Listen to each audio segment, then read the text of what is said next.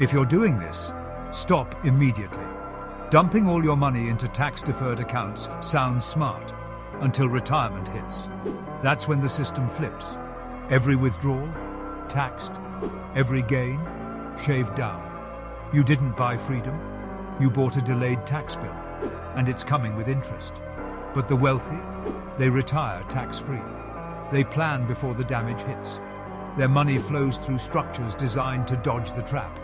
Because retirement isn't the end, it's the most expensive chapter if you're unprepared. Most people stack cash in 401ks and IRAs thinking they're safe. They're not. They're tax bombs. You're deferring into a future where taxes could be higher, and the IRS controls when and how you pay.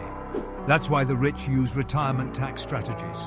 Roth conversions, tax-free income streams, depreciation plays. Legal, precise, powerful. They don't gamble. They engineer their outcome. It's not how much you save. It's how much you keep. If you want to grow financially, make sure you follow me. Your future self will thank you.